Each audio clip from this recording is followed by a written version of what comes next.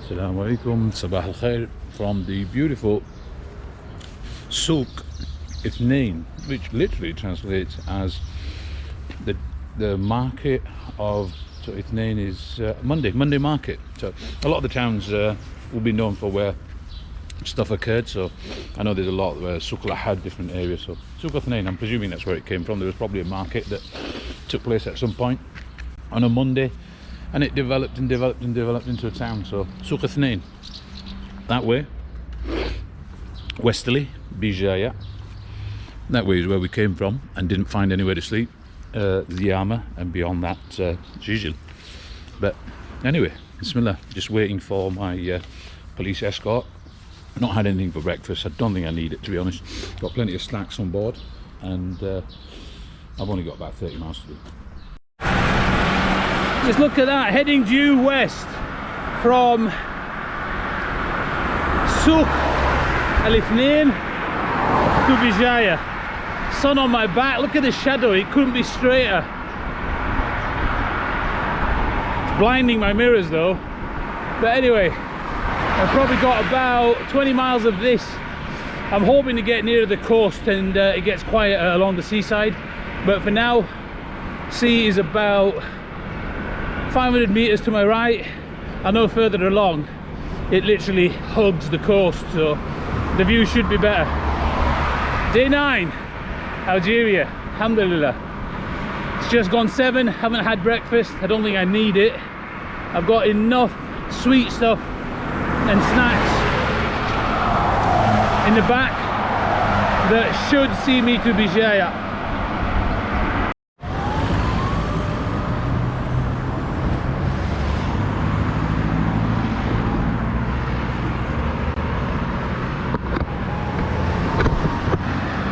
No time, and I wish, oh god,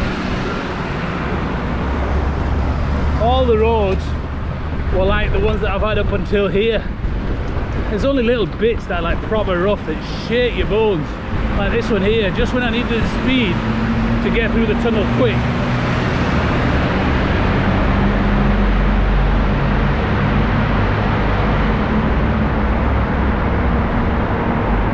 No fault. Tunnels. Let's see what the view's like the other side. Usually quite good on the chicane.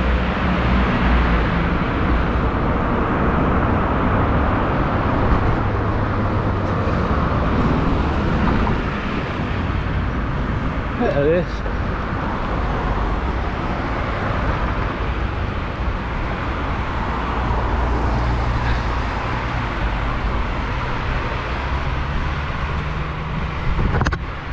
Hopefully this thing's still recording.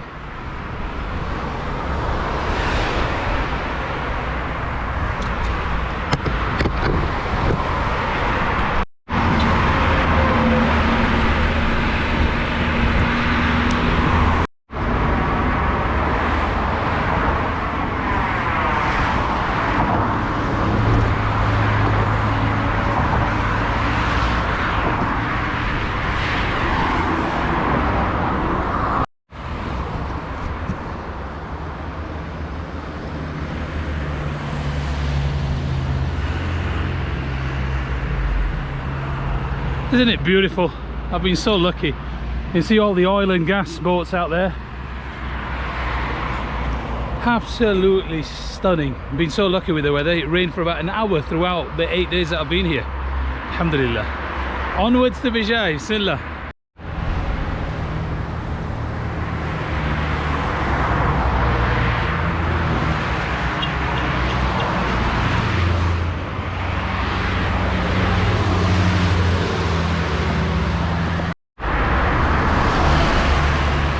About 12 miles to Bejaia, not long now.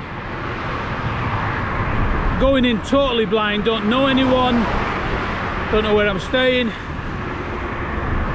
It's a big enough city to get lost in, I guess. Big enough city to find accommodation, inshallah. Let's have a look. What on earth is that? It's like a massive dividing wall, like a line of control. over that hill with some watchtowers. Interesting. Anyway, almost in Bejaia. Another hour.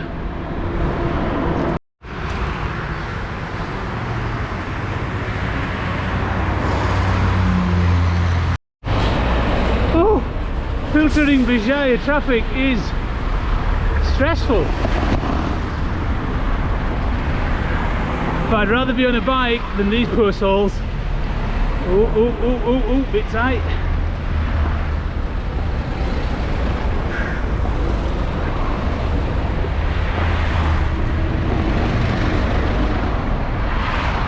Now what's this last selling? I hope she's going to get out of the way. She's selling something.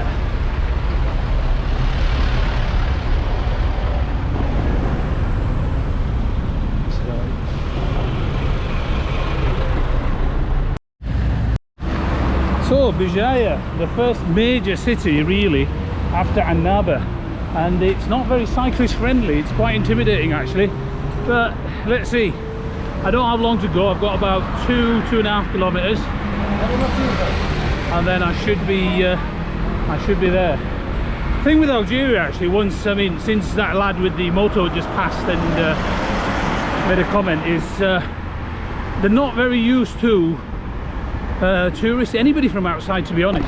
And then couple the fact that it's a tourist and they're on a bike, and it looks really weird. You've got a touring bike, something they're not used to seeing, and then you've got the flag sticking out the back, cameras front and back.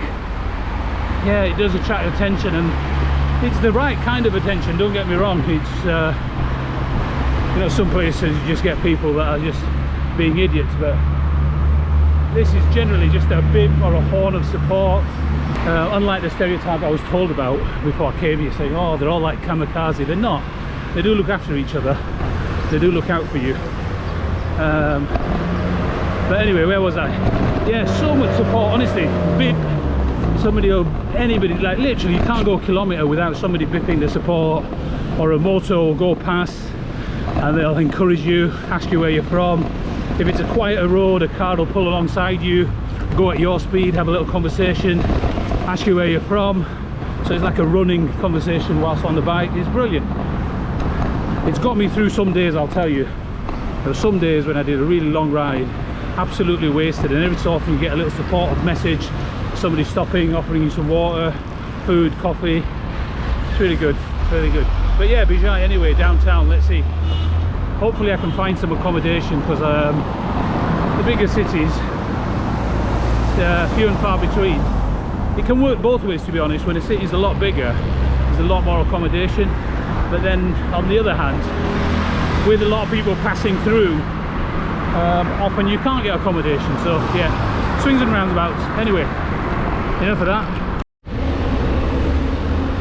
So this seems to be downtown.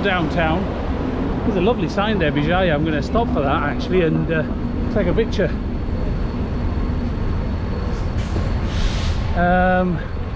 But yeah, it seems to be downtown. Honestly, these coaster drivers are the deadliest thing anywhere in Algeria.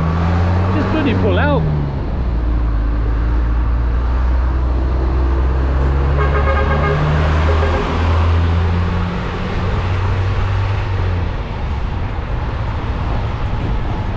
Going towards the port, really pity actually.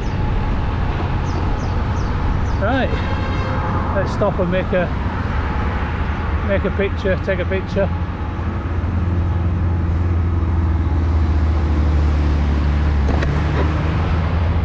Boogie, it says. Don't know what that's supposed to mean. Train station. Hopefully I'll be here tomorrow morning, getting a train to the capital.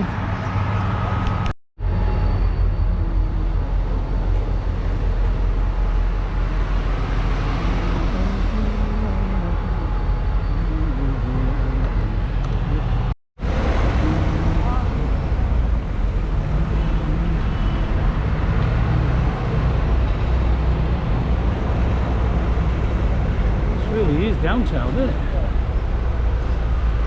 it? Busy. Let's see if we can't go down a small street and find somewhere quiet. Just need to stop for a second, sit down, gather my thoughts, find where I'm going. Not yet hungry, so not too bothered if I don't eat just yet, but I would quite like to find the auberge, the youth hostel. So this street looks to be totally in the calm and in the shade. Why not stop here? Yeah, let's do that.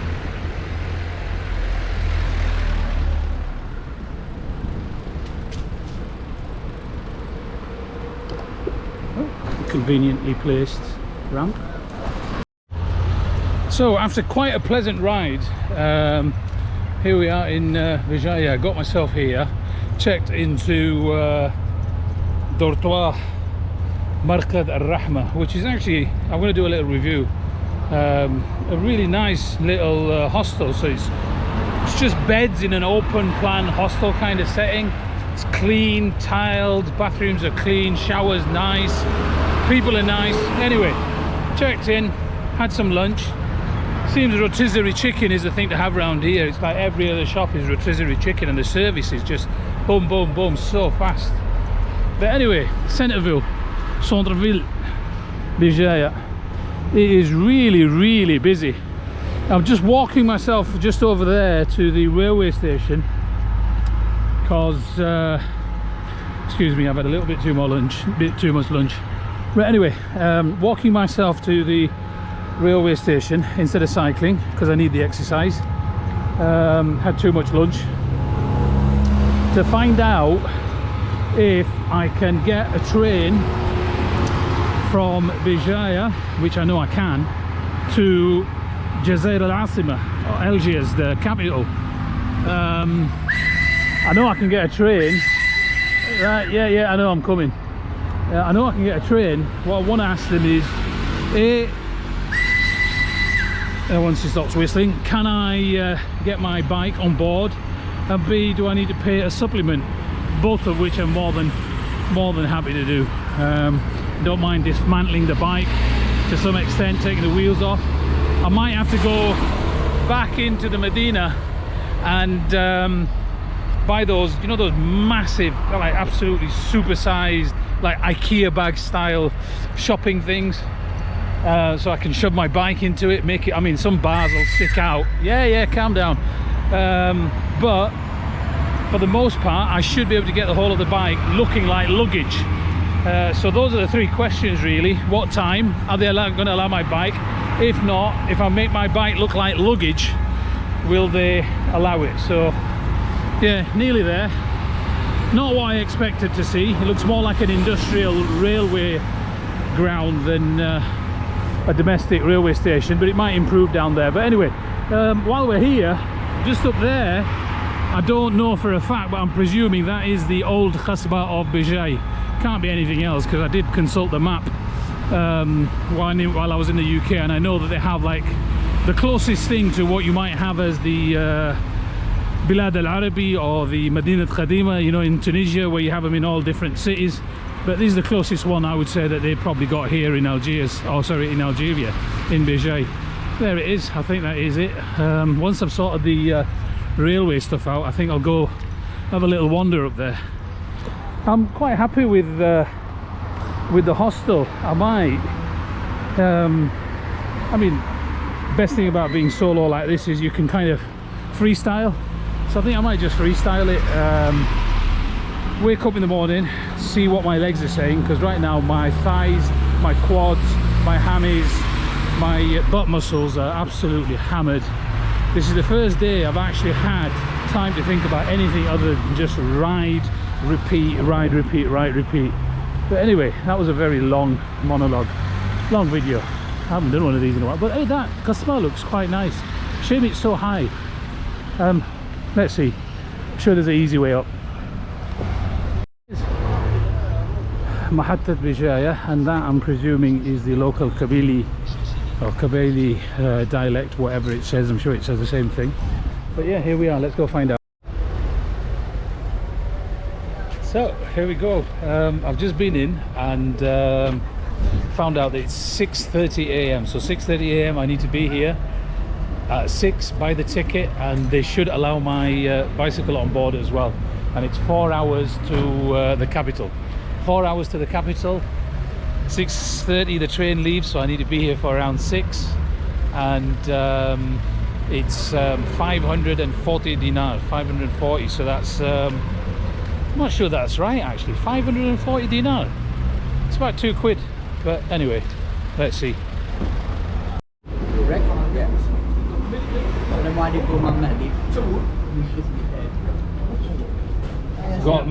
We at the train station just having a coffee. We got Mahdi, Salah and Danny. Hello, Danny. Just having a bit of coffee with the boys.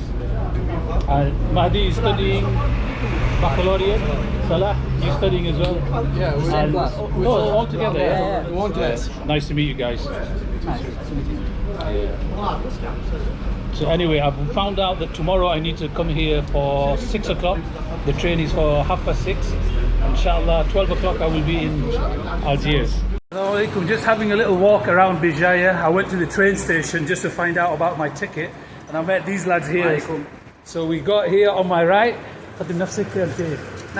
Mahdi, we got Mahdi, and behind Salah and Danny, and very kindly showing me around Bejaia. Where are we going, lads? Where are we going? To the Plasgito. I don't know what it is, but I'm sure it's nice. And then we bought this. What did they say? Al-Akhdar. The national team, what do they call them? Khadra. Yeah. The national team. Yeah. Khadra. Okay, here we go. Khadra. Lots of battery. So, geology lesson here. Geography. Whatever. So this is the east. Yeah. Tunisia is from there. You know the far away, the farthest away mountains around Gijin. Okay, that's where I came from. Yeah, exactly. Came from that direction all the way. This is Tishi. Okay, and souk somewhere in this direction. And then I came along here, and now Bejaia. Now we're scoring. And what's this place? Yeah. La Plasgito. La Plasgito. The guiding place. La Plasgito. Salah. There. واش راك؟ لاباس. لاباس مريقل.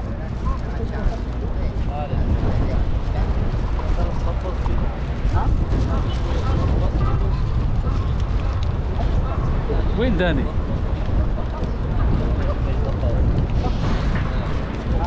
واو هوتيل de Hôtel de l'Étoile. The Little wow. The L'Étoile. Okay.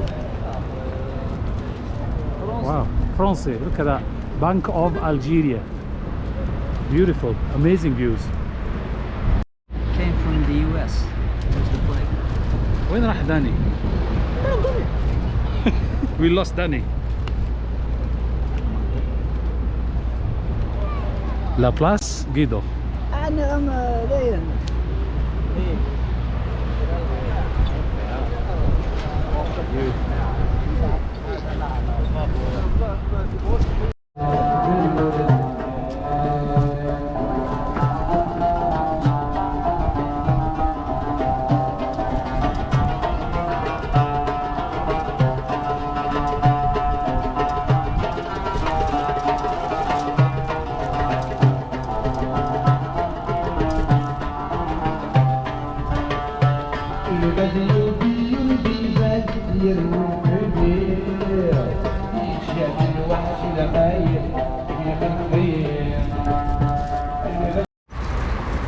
So, Bejaia, what do I think of it?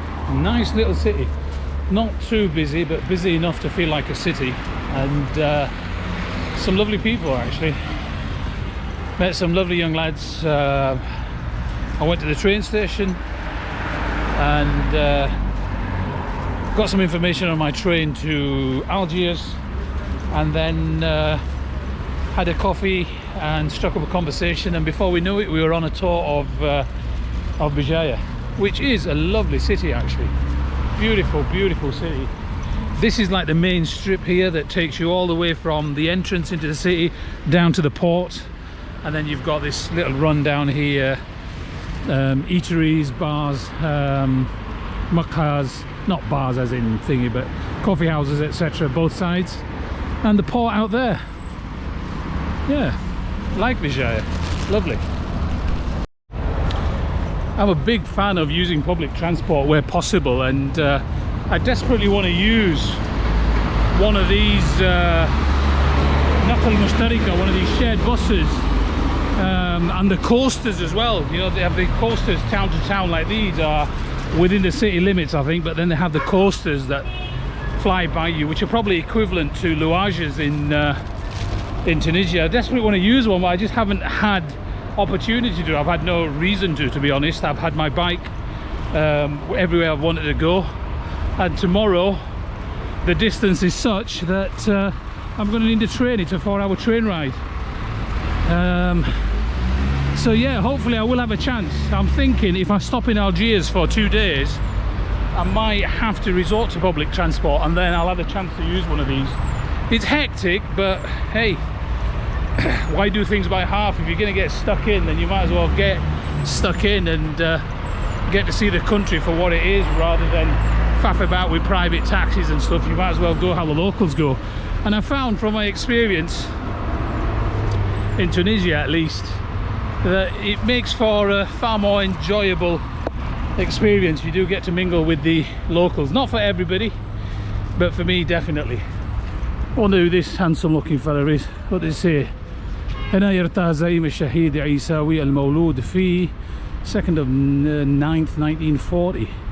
Well, I'll take a picture and I'll see what this is all about. I'll read it in my own time, and I take it that'll be in the local language, the Amazigh or the Kabili dialect, but some kind of a warrior memorial. Right, nearly back at the Marqad, the Dortois, and I'll see you.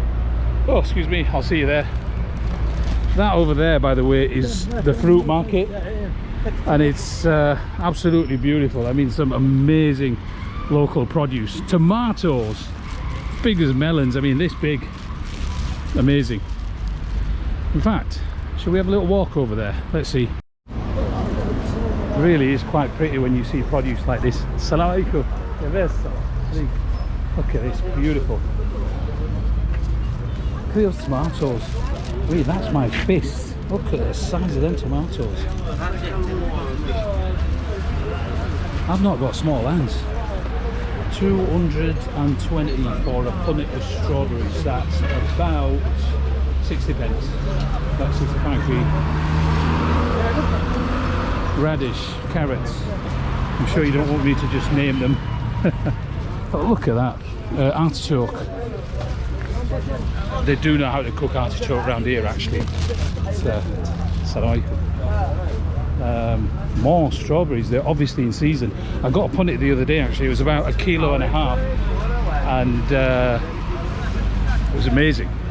Punnet, I think it was 1.5 kilos for 250, so about 75 pence, I think it was. Look at that. Delicious fruit. I think I should have some fruit, actually. I've probably had too much of the other stuff. So what do you think? Got all the choice in the world.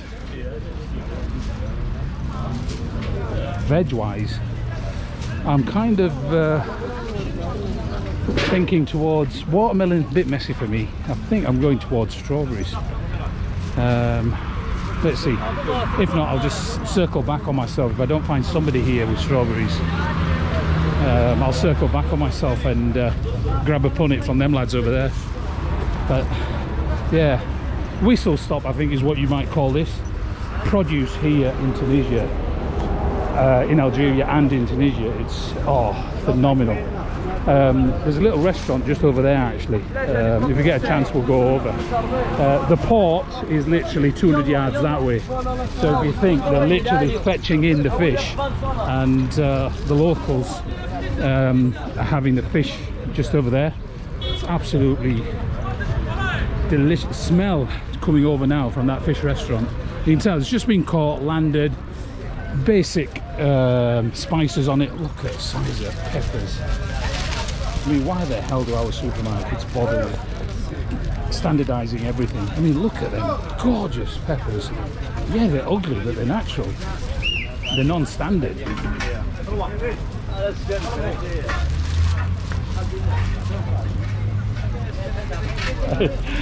That fella wants me to come back. Let's have a look. Let's come back. لاباس يا حبيبي. لاباس. لاباس مريقل. مريقل. Look at them strawberries. جئت من تونس مش تونسي. anglais. There you go, banana. Look at that. You got them. Beautiful. Thank you. Shukran. Oh yeah. And then you let me carry on. Actually, took me out of my stride. They're not used to seeing foreigners, not used to seeing tourists at all, domestic even, and foreigners is a totally different thing. And somebody with a camera obviously attracts attention as well. But yeah, I said it was going to be a whistle stop, but it's more than whistle stop. Look at the spuds, gorgeous. Watermelon. It's a shame I can't carry as much, but I think I am going to grab a punnet of them.